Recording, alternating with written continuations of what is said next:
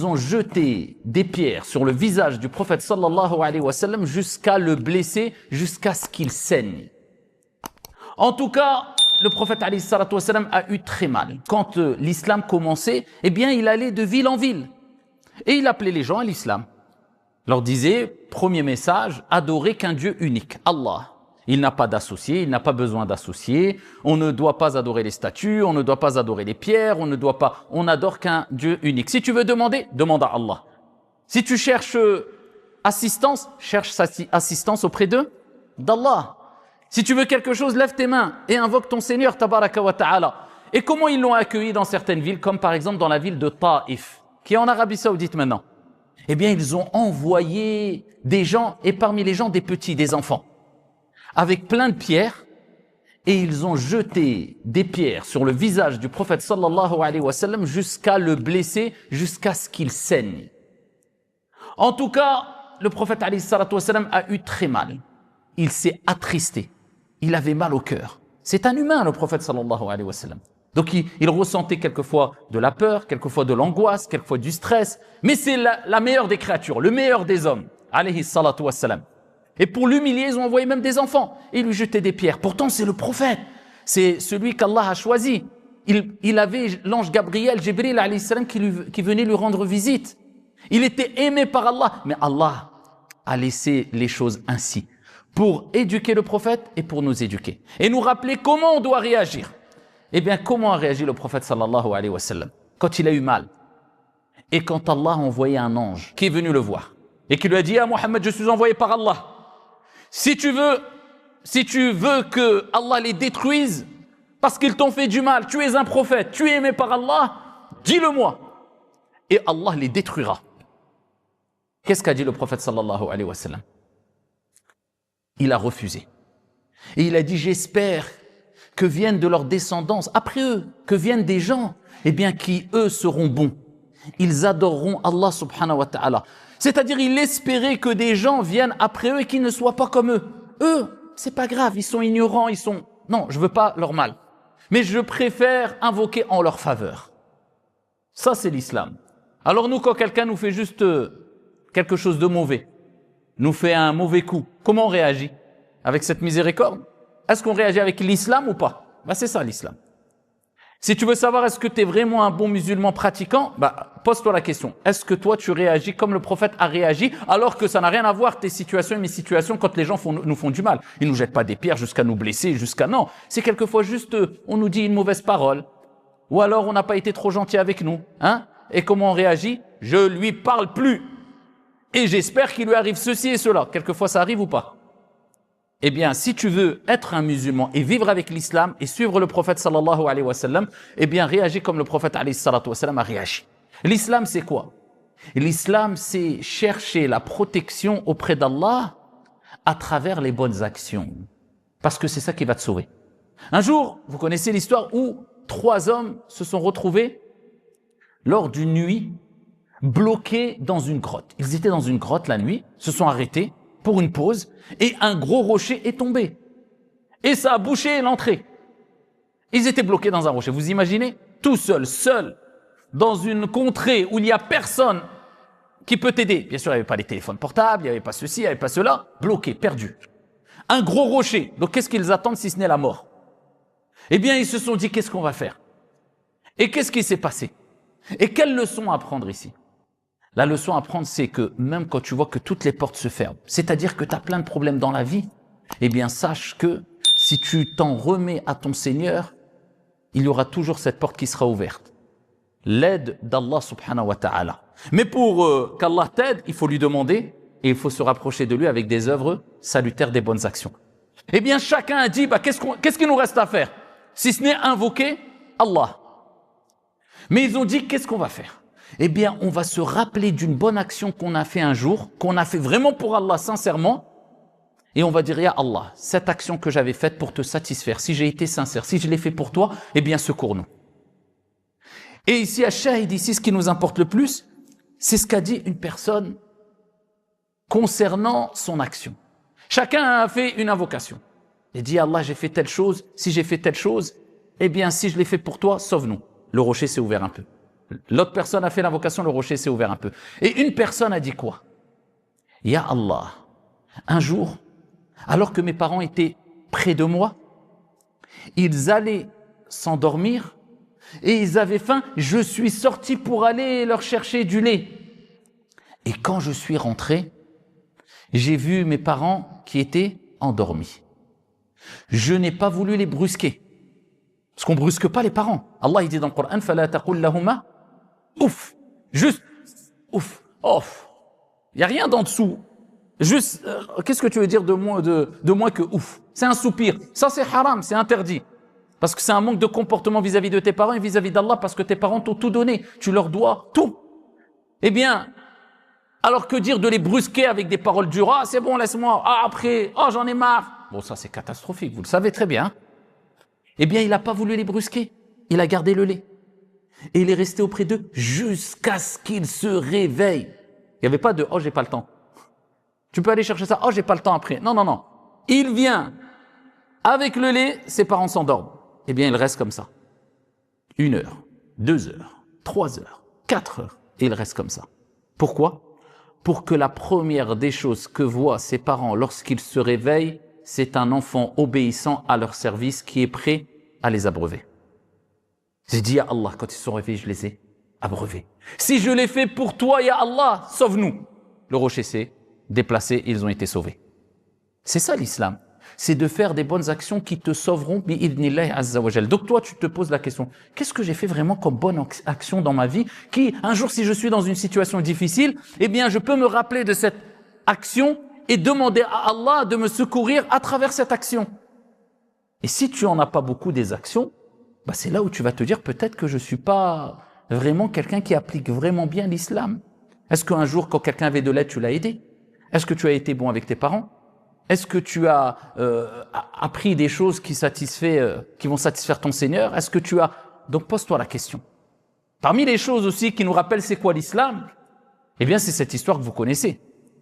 Quand le prophète sallallahu alayhi wa sallam marchait et il a entendu, et ça c'est des miracles qui étaient réservés aux prophètes, il a entendu une chamelle pleurer.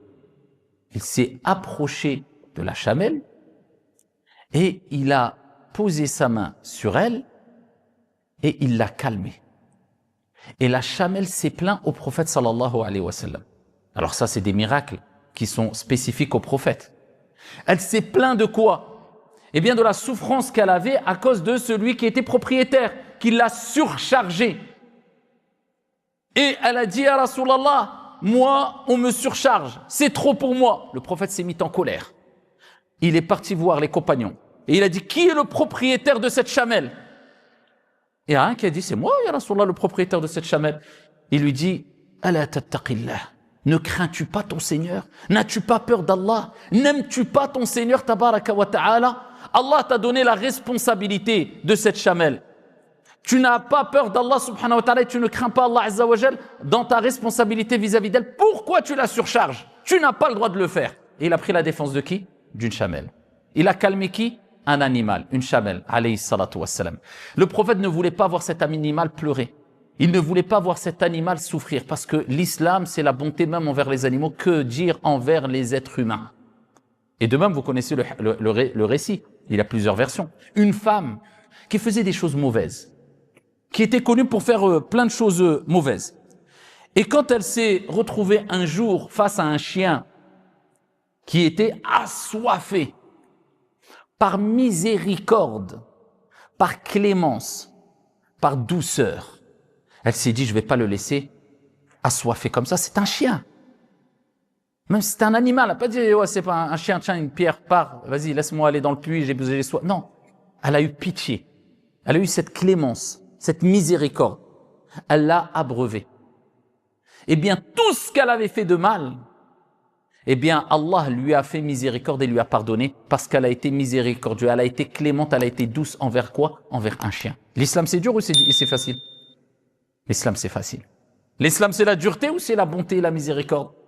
C'est la bonté et la miséricorde. Et combien de gens ont fait des actions, tu les vois toutes petites. Tu dis, oh, c'est rien ce qu'il a fait. Tout le monde peut le faire. Mais ces actions l'ont mis au paradis. Donc l'islam, c'est pas je fais beaucoup, mais peut-être je ne suis pas sincère. Et peut-être je gâche tout avec mon mauvais comportement. L'islam, c'est simple. Et vous savez que le prophète sallallahu alayhi wa sallam, dans une histoire, dans un hadith aussi, il a parlé d'une personne qui a fait une action, tout le monde d'entre nous peut la faire, tous les jours. Et peut-être les compagnons se sont dit, bah, c'est pas grand chose en fait, qu'est-ce qu'il a fait? Eh bien, grâce à cette action, il a gagné le paradis. Vous savez, c'est quoi cette action? Il a trouvé des branches épineuses, quelque chose qui dérangeait ici sur le chemin et qui pouvait causer un mal pour les gens qui allaient rencontrer cette chose sur le terrain ou sur la route, sur le chemin. Il l'a enlevé. C'est comme si toi, tu marchais dans la route et tu voyais un gros rocher ou tu voyais, je sais pas, une branche qui est tombée. Il suffit de la pousser. Je veux dire, c'est rien. C'est un acte banal, de civisme, naturel. Voilà. Mais lui, il l'a fait avec cette intention. Je ne veux pas qu'il arrive du mal à autrui. Eh bien, c'est ça l'islam. La yu'minu ahadukum hatta yuhibba li akhihi ma yuhibbu li nafsi. Aucun d'entre vous, le prophète sallallahu alayhi wa sallam a dit, ne sera un véritable croyant. Vous voyez, c'est ça l'islam. Tant qu'il n'aime pas pour son frère ce qu'il aime pour lui-même. C'est-à-dire tout ce que tu aimerais qui t'arrive, eh bien normalement tu dois souhaiter cette chose pour ton frère.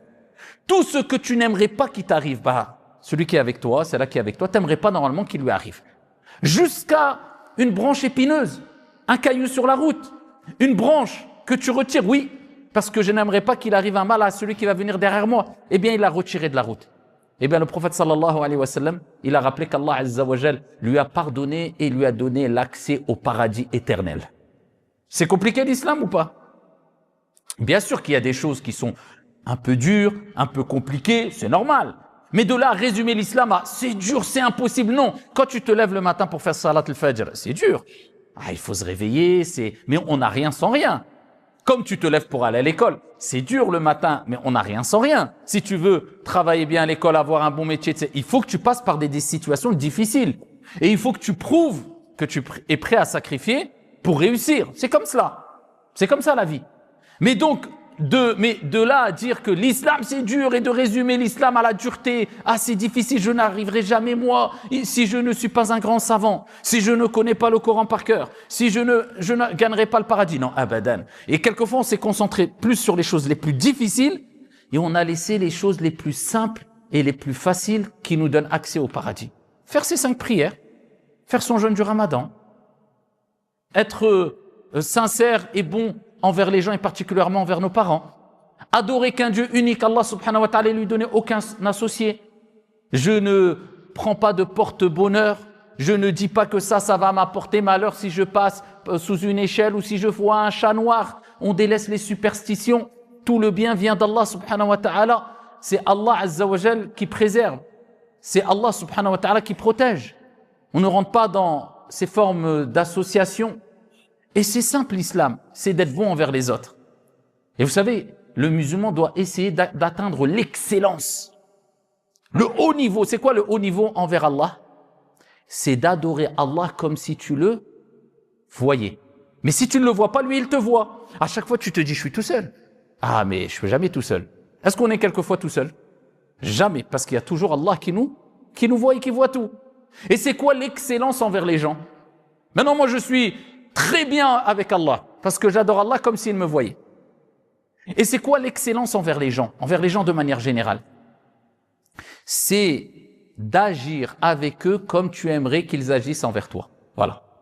Eh bien, sache que quand tu arrives à ce niveau-là, eh bien, tu as ce que le musulman doit rechercher le plus parce que c'est ce qui sera le plus lourd dans la balance au jour de la résurrection. Vous savez qu'au jour de la résurrection, quand on va ressusciter, Allah va ramener une énorme balance.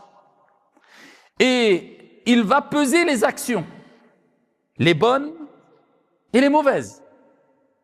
Et qu'est-ce qui sera le plus lourd dans la balance des bonnes actions? Donc bien sûr, il y aura ta prière, il y aura ton jeûne, il y aura tout ce que le musulman doit faire. Mais ce qui va peser le plus lourd, c'est ce que le prophète sallallahu alayhi wa sallam a dit, husnul khuluq, le bon comportement envers les gens. Et le bon comportement, on a dit, c'est envers les animaux aussi. Donc que dire envers l'être humain? Envers tous les gens. L'islam, c'est aussi retenir sa colère. C'est ça l'islam. Vous voyez, c'est souvent des choses qui ne sont pas tout de suite visibles. C'est un combat contre nous-mêmes à l'intérieur. Tu sais, quand tu boues, quand tu es énervé, c'est ça l'islam, tu arrives à te retenir. Un jour, le prophète, il a vu deux compagnons qui étaient rouges. La tête, elle a été prête à exploser. Pourquoi?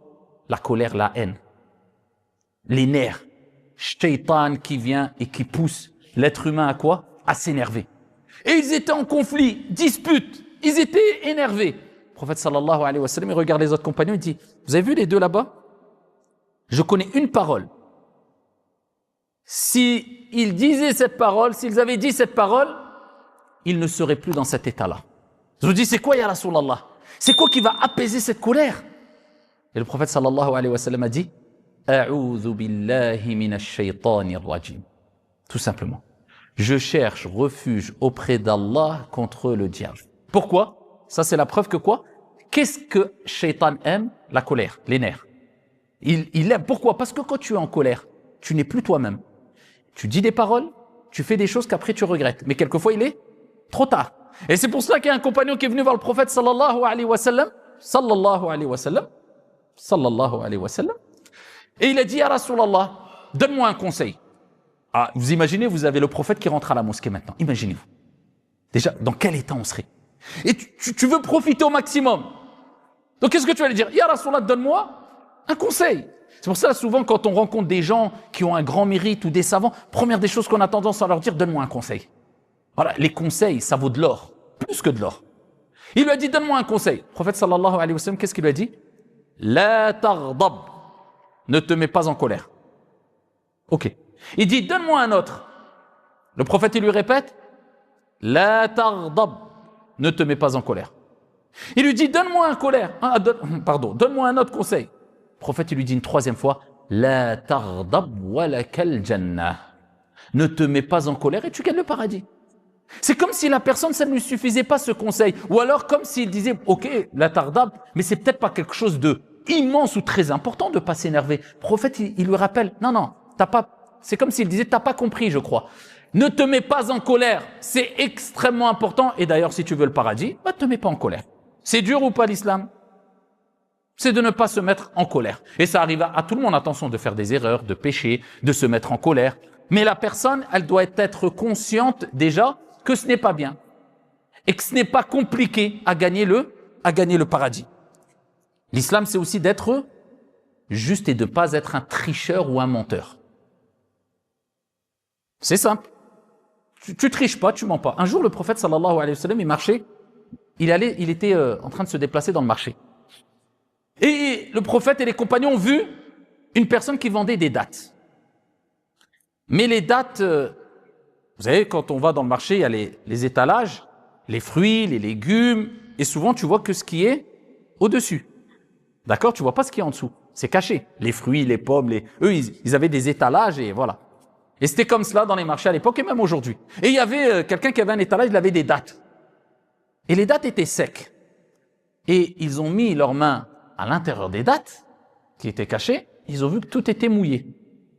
Et ils lui ont dit, pourquoi t'as pas mis les dattes mouillées au-dessus? Je dis, parce qu'ils étaient en dessous, en fait, c'est pour ça. Le prophète sallallahu alayhi wa sallam lui a dit, man ghashana falaysa minna. Celui qui triche, celui qui nous trompe, il fait pas partie des nôtres. Donc l'islam, c'est quoi aussi? Ne pas tricher. Ne pas tromper les gens. Est-ce que c'est dur ou pas? C'est pas dur. L'islam, c'est d'être honnête et de ne pas tricher et de ne pas mentir. Mais combien trichent aujourd'hui, même à l'école? Il y en a qui trichent à l'école ou pas? Il y en a qui trichent avec les gens. Il y en a qui trichent, ils trompent les gens, ils essayent de tromper les gens, de montrer un vrai visage alors que c'est faux. Des gens, quand ils vendent des marchandises, ils cachent les défauts. Ah non, mais si je dis qu'il y a ce défaut, quand je vais vendre ça, il va pas me l'acheter. Donc s'il me l'achète pas, c'est que je vais pas gagner d'argent. Mais il a pas compris que c'est qui apporte le risque, la subsistance, l'argent, le bonheur, la réussite. C'est Allah. Bien sûr, il y a des causes. Il y a ton patron qui va te donner un salaire, mais ça, on considère cela comme des causes. Mais ça vient tout de qui? Allah. Allah, il va voir, il va dire, tu as triché, tu voulais gagner plus. Allah peut te faire perdre tout ce que tu as gagné aussi rapidement que tu l'as gagné. Donc ne crois pas qu'en étant honnête, tu vas perdre. Oui, ça va peut-être retarder ce que tu vas gagner, mais quand tu vas le gagner, tu vas gagner plus et tu vas le sentir plus parce qu'il y aura la baraka. Et la baraka, c'est ce qui permet, avec peu, de faire beaucoup de choses. C'est ça la baraka. Vous savez c'est quoi la baraka, la bénédiction? C'est quelqu'un qui a peu de temps, mais dans ce peu de temps, il va faire plein de choses. Celui qui n'a pas de baraka, il va avoir beaucoup de temps, mais à la fin, il va dire, mais c'est vrai, j'ai eu le temps de rien faire. À cause de quoi là? Baraka, la bénédiction. Il y a des gens, ils ont un peu d'argent, ils ont un petit salaire. Mais tu lui parles, et il va te dire, moi j'ai fait le hajj, moi j'ai fait la umrah, moi j'ai aidé mes parents, moi, alhamdulillah, je vis correctement, alhamdulillah, j'ai rien besoin, alhamdulillah, je ne suis pas endetté, je ne dois pas d'argent. Et à côté, tu vas avoir quelqu'un qui gagne beaucoup d'argent. Il est toujours dans les soucis, dans le stress, dans l'angoisse. Pourquoi? Parce qu'il gagne beaucoup d'argent, donc ça veut dire qu'il faut qu'il préserve cet argent, il a peur de perdre cet argent. Et après, avec cet argent, tu le vois, comme il donne plus de temps à sa famille, à sa religion, en fin de compte, il arrive même pas à utiliser cet argent pour être heureux. Donc il est jamais heureux. C'est pourquoi tout cela? Parce qu'il n'y a pas de baraka. Et la baraka, elle vient de qui? Allah. Et si tu veux qu'Allah te donne la baraka, il faut toujours mettre en priorité ton Seigneur, tabaraka wa ta'ala. C'est comme si tu disais, ya Allah, je sais que tout ce que je vais faire, la réussite, elle dépend de toi. Donc je te mets toi en priorité. Et je sais que toi, tu vas t'occuper du reste. Mais quand tu mets le reste en priorité, c'est comme si tu disais, ya Allah, non, je sais que tu apportes, mais d'abord, non, il y a d'abord ça, c'est le plus important. C'est les causes. Et ensuite, je reviens vers toi. Mais Allah, il n'a pas besoin de toi. Allah, il va te faire galérer dans ce que tu fais. C'est comme quelqu'un qui va prier vite. C'est bon. En fait, il a compris que la prière, c'était ce que Allah aimait le plus, ou il a compris que la prière, c'était une corvée et il fallait s'en débarrasser. Donc toi, si tu as compris ce que je t'ai dit précédemment, quand tu vas prier, tu vas te dire quoi? Si je prends mon temps dans la prière, eh bien, ce que je veux faire après, Allah va me le faciliter. Mais si tu te dis, je prie vite parce que j'ai quelque chose à faire, donc qu'est-ce qui va se passer? Tu vas délaisser la priorité ton Seigneur, et quand tu vas vouloir faire ce que tu vas faire, ou ce que tu voulais faire, eh bien en fait tu vas voir que tu vas galérer. Tu n'arriveras pas à le faire, ça va prendre du temps. Pourquoi? La priorité. L'islam aussi c'est, je terminerai avec ça Inch'Allah pour pas trop prolonger, c'est aussi comme on a dit, penser aux autres et ne pas se prendre pour je ne sais qui. Et quelquefois certains se prennent pour je ne sais qui. Ah moi tu me parles pas, je suis ça. Ah moi je gagne beaucoup d'argent. Ah moi, ou même des enfants. Ah moi je suis un tel, moi je me mélange pas avec toi. T'as vu qui je suis, t'as vu c'est qui ma mère, t'as vu c'est qui mon père. Ils se prennent pour je ne sais qui. Non. L'islam c'est la modestie. L'islam c'est de rester humble. L'islam c'est de ne pas oublier que tu es faible. Quand tu es malade, tu es KO, tu es allongé, tu es faible. Omar ibn al-Khattab, vous savez c'est qui Omar? Vous savez qu'il était prince des croyants, gouverneur. D'accord? C'est-à-dire, c'est comme si tu disais aujourd'hui vous avez le président de la République ou le roi d'un pays. Plus encore. Pourquoi? Parce qu'à l'époque, quand il y avait un prince des croyants, on appelait Amir al-Mu'minin, c'était celui qui dirigeait, qui était la référence de tous les musulmans. Ça veut dire que ça ne se limitait pas à un pays. Ça se limitait à plusieurs endroits, plusieurs pays. Vous imaginez? Donc, vous avez un roi aujourd'hui dans un pays, quand il vient, tout le monde l'honore, tout le monde aimerait bien le voir, se rapprocher de lui, les gens, Imaginez-vous Omar. Omar, vous savez ce qu'il faisait? Alors que c'était une personne aimée par Allah, proche du prophète sallallahu alayhi wa sallam. Ce qu'il faisait quand il avait cette responsabilité, il avait peur de ne pas satisfaire Allah et il disait, j'ai cette responsabilité, c'est dur. Le soir et la journée, il tournait en mode discret. Et il tournait, dans le village, dans la ville, dans les ruelles, et il surveillait qu'est-ce qui se passait. Pourquoi il surveillait? Est-ce que c'était pour faire l'espion mauvais, malsain, en disant, tiens, je suis curieux? Non. Pourquoi, à votre avis? C'était pour voir est-ce que tout se passait bien et est-ce qu'il assume ses responsabilités. Et un jour, il passe devant une maison et il entend pleurer. Il se rapproche de la maison et il voit que à l'intérieur, il y avait qui? Il y avait une femme avec ses enfants qui étaient affamés. Et la femme, elle avait une marmite et elle faisait semblant de tourner. Alors, si mes souvenirs sont bons, c'est comme si elle mettait des pierres dedans et elle tournait comme ça. Mais il y avait quoi dans la marmite? Il y avait rien, si ce n'est des pierres ou rien. Et ses enfants pleuraient, ils avaient faim. Omar, il se dit, mais qu'est-ce que c'est que ça? Il rentre, il demande la permission de rentrer, il dit mais qu'est-ce que tu fais? Tu tournes avec la spatule ou avec je ne sais quoi, mais il n'y a rien dedans, et tes enfants pleurent, ils sont affamés. Il dit, parce qu'on n'a rien de quoi manger, je fais semblant, je simule qu'on a quelque chose dans la marmite pour que mes enfants se calment. Imaginez-vous l'état de Omar. Omar, est-ce qu'il a dit, bon, elle, je l'ai oublié, c'est pas grave, il a appelé ses ministres, allez, vas-y, donnez-lui quelque chose à manger. Il a pleuré, il est parti en courant, il a pris de la nourriture, il a porté sur son dos, il est parti jusqu'à cette demeure, il a demandé pardon et il a nourri ces personnes-là.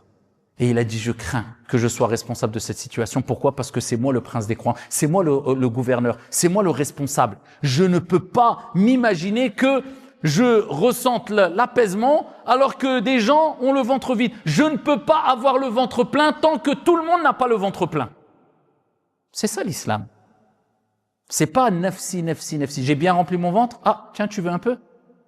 Ou alors ne pas penser à ceux qui meurent de faim. Et c'est aussi ne pas pleurnicher pour des choses quand on les a pas, quand on demande à nos parents, on demande à ci ou à cela, alors qu'il y a aujourd'hui, est-ce qu'aujourd'hui, pendant que je vous parle, même en France, est-ce qu'il y a des gens qui dorment dehors? Est-ce qu'il y a des enfants qui n'ont plus de parents, qui sont dans des foyers et qui vivent quelquefois des enfants maltraités et qui sont abandonnés dans la rue? Vous en avez vu? On parle de la France, hein.